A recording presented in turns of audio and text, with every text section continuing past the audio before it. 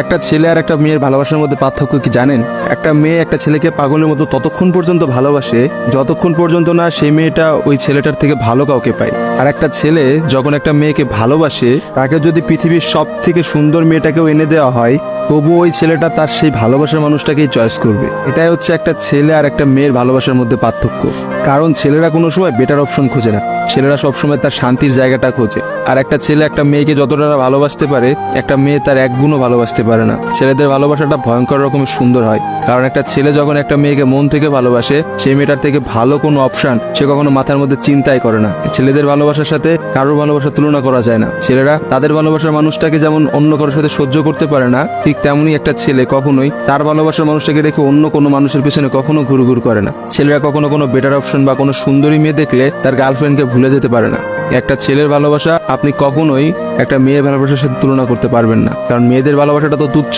তারা একটু ভালো অপশন পাইলে, তারা একটু ভালো কাউকে পাইলে, বাইরে যেখানে দেখবে যে টাকা পয়সা আছে এমন কোনো জায়গা পেলে মেয়েরা সেখানেই ছুটে। তারা তাদের ভালোবাসার সম্পর্কটাকে ভুলে যেতে কোনো সময়ই নেয় না। একটা মেয়ে যত সহজে একটা ভালোবাসার সম্পর্ক ভুলে যায়, একটা ছেলে কিন্তু অত সহজে তার ভালোবাসার সম্পর্কটাকে ভুলতে পারে না। আপনি একটা জিনিস খেয়াল করে দেখেন তো, রাস্তার মোড়ে মোড়ে কতগুলা পাগল ঘুরে বেড়ায়। যে পাগলগুলোর মধ্যে ছেলেরা বেশি না মেয়েরা বেশি?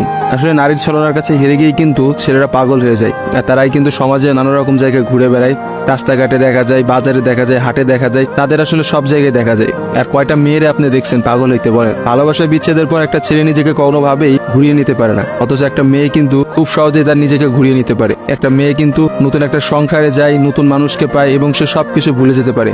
আসলে ভাই, নারীদের ছলনা বোঝার ক্ষমতা না ছেলেদের এখনো হয় নাই। একটা কথা আছে, ইতিহাস কিন্তু সাক্ষী যে নারীরা কিন্তু চরম ছলনাময়ী। আপনি কখনোই একটা নারীর ছলনা ধরতে পারবেন না। একটা ছেলে কখনোই একটা নারীর ছলনা বুঝতে পারে না।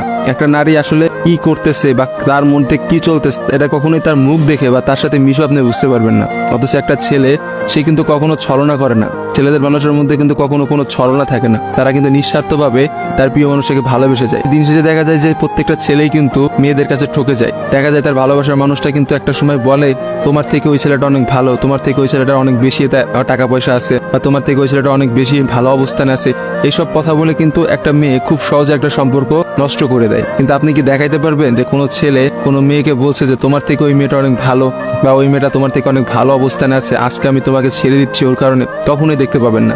কারণ একটা ছেলে কখনোই তার প্রিয় মানুষটাকে অন্য কোনো মেয়ের জন্য ছেড়ে যায় না। আর আপনাকে আমি হাজার হাজার এমন অপশন দেখাইতে পারবো যেখানে হাজারটা মেয়ে হাজারটা ছেলেকে এই বেটার অপশনের কথা বলে ছেড়ে চলে গেছে। মেয়েরা ভাই বড়ই স্বার্থপর হয়, ওরা যেখানে একটু স্বার্থ খুঁজে পায় সেখানেই চলে যায়। কিন্তু আমি দিন শেষে একটা কথা বলতে চাই, কোনো মানুষকে ঠকিয়ে কেউ কোনোদিনও সুখী হতে পারে না। কারণ যারা ঠকায় তাদের বিচার কিন্তু আল্লাহ ঠিকই করবে। আজকে না হোক কালকে, কালকে না হোক কিছুদিন পরে বিচার আপনাকে পেতেই হবে। কারণ কাউকে ঠকায় কেউ কখনোই জিততে পারে না। আপনি অবশ্যই একদিন ঠকবেন, এবং আপনি একটা মানুষকে ঠিক যতটা কষ্ট দিচ্ছেন না, তার থেকে বেশি কষ্ট পাবেন। আর ছেলেদের কাছে একটাই কথা বলবো, এসব ভালোবাসা প্রেম প্রীতি বাদ দিয়ে নিজের ক্যারিয়ার দিকে ফোকাস করেন। নিজের ক্যারিয়ার বানান, একটা ভালো কিছু একটা অবস্থানে যান, দেখবেন মেয়েদের অভাব হবে না ভাই, লাইফে অনেক মেয়ে পাবেন। এজন্য নিজের ক্যারিয়ারের দিকে ফোকাস দেন, নিজের লাইফটাকে সেট করেন। আজকে ভিডিওটা এই পর্যন্তই। ভিডিওটা ভালো লাগলে অবশ্যই ভিডিওটা শেয়ার করবেন। আবার দেখাবেন নতুন কোন একটা ভিডিওতে। Tata guys.